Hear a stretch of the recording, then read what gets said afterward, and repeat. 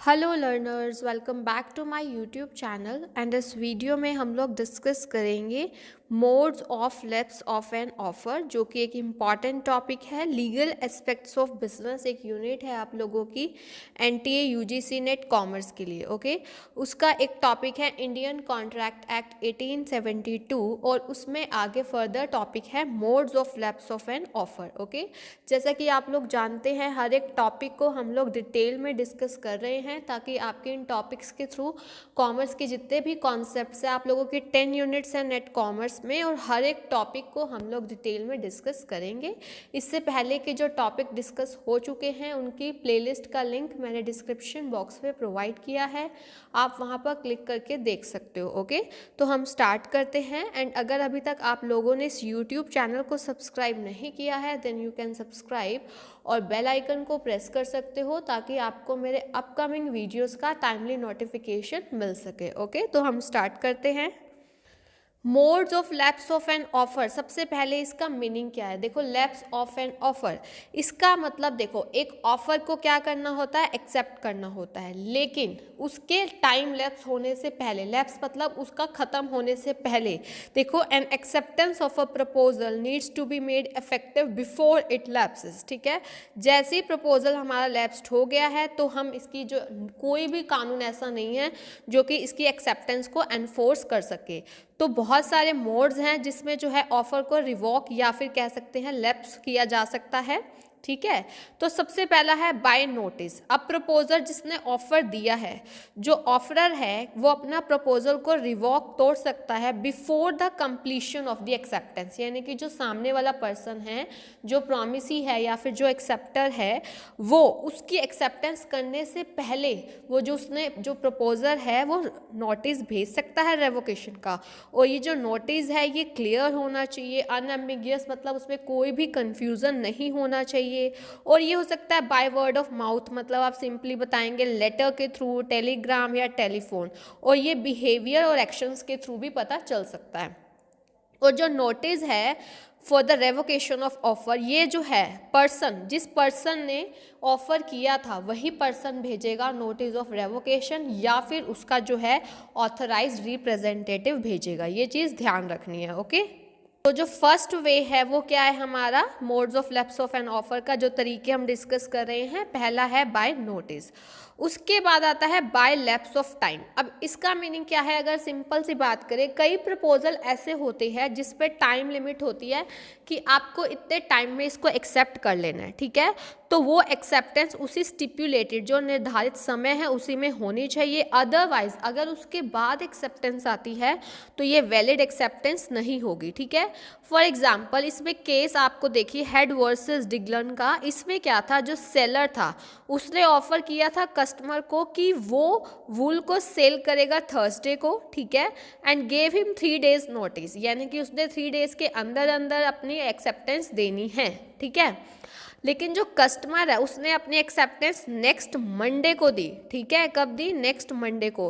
तो अब मीनवाइल 3 दिन उसने वेट किया। अब 3 दिन जब सेलर ने वेट किया तो उसने उस वूल को थर्ड पार्टी को सेल कर दिया। तो कोर्ट ने बोला ये वाला जो ऑफर था, प्रपोजल था, वो लैप्स हो गया क्योंकि उसने 3 days का टाइम दिया था।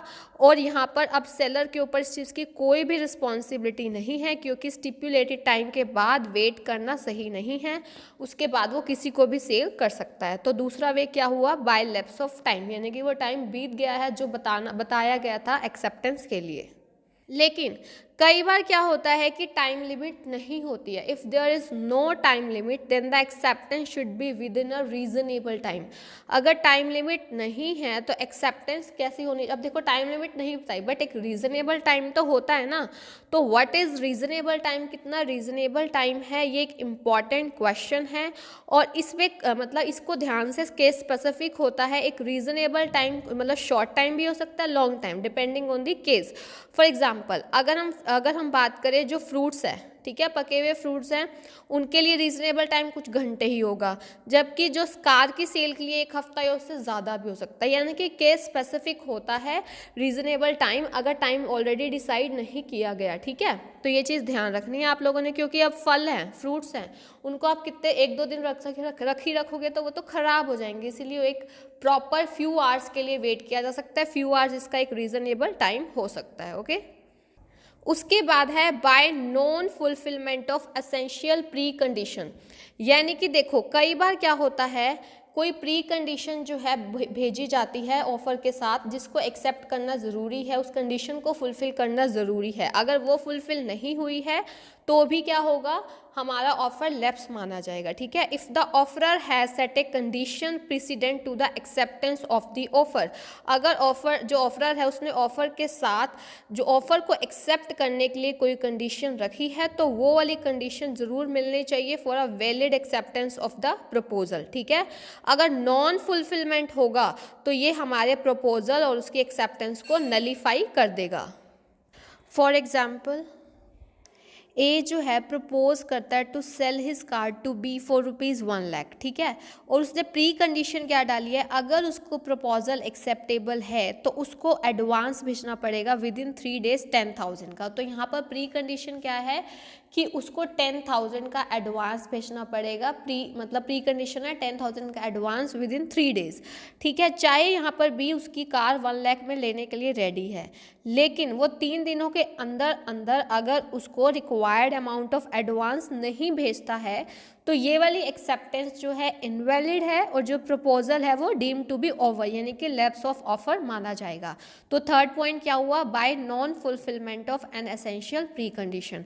पहला था बाय नोटिस, फिर है by lapse of time, and the third one is by non fulfilment of essential pre condition. उसके बाद फोर्थ पॉइंट है बाय डेथ और इंसैनिटी ऑफ द प्रपोजर। देखो जो प्रपोजल होता है वो कौन भेजता है, proposer.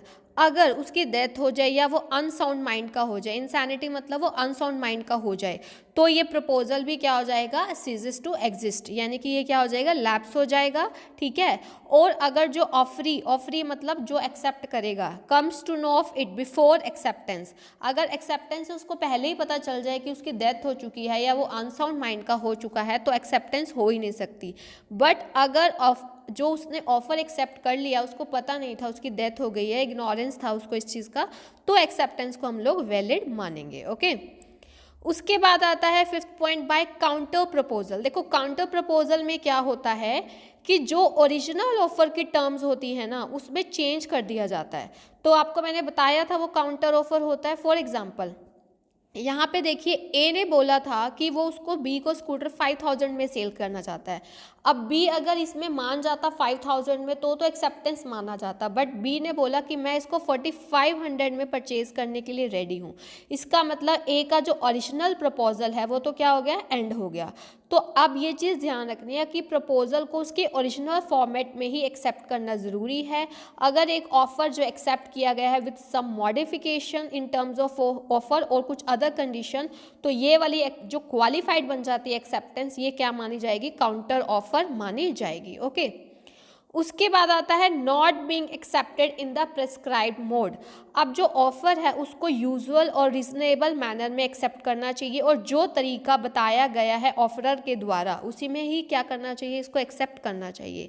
But if there is no such acceptance, तो इसका मतलब ये एंड ऑफ ऑफर है, लैप्स ऑफ एन ऑफर है।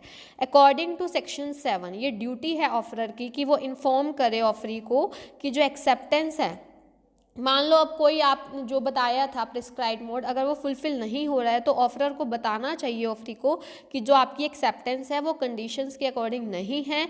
और अगर जो ऑफरर है वो ऐसा नहीं करता और शांत रहता है, तो इसका मतलब ये माना जाएगा कि उसने ऑफ़र की एक्सेप्टेंस को, जो सामने वाले पर्सन ने एक्सेप्ट किया, उसको उसने मान लिया। इसका एग्जांपल से आपको ज़्यादा क्लियर होगा।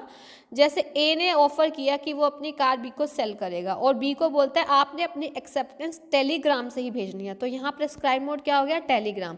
बी अपनी एक्सेप्टेंस लेटर से भेज देता है। अब देखो बी की एक्सेप्टेंस प्रिस्क्राइब मोड में नहीं है, तो ए बाउंड नहीं है इस एक्सेप्टेंस से, तो ए की ड्यूटी है इन्फॉर्म करे बी को कि आपने मुझे टेलीग्राम के थ्रू भेज रही थी, बट आपने ऐसा नहीं किया है, तो अगर if he does do that, अगर वो ऐसा नहीं करता, ए नहीं करता है, ऐसा उसको नहीं बताता है, तो उसको बी की एक्सेप्टेंस को मानना ही पड़ेगा। ओके, उसके बाद आता है seventh, the law being changed, यानी कि जब ऑफर जिस लॉ के लिए किया गया था अगर वो चेंज हो गया हो, ठीक है, and offer comes to an end if there is change in law, अगर लॉ चेंज हो गया जिससे कॉन्ट्रैक्ट कॉन्टेम्पलेटेड हो जाता है या इलीगल बन जाए या इनकैपेबल ऑफ परफॉर्मेंस बन जाए चेंज ऑफ लॉ की वजह से, तो हमारा क्या माना जाएगा, लैप्स ऑफ एन ऑफर। तो ये मैंने आपके साथ डिटेल में डिस्कस किए हैं।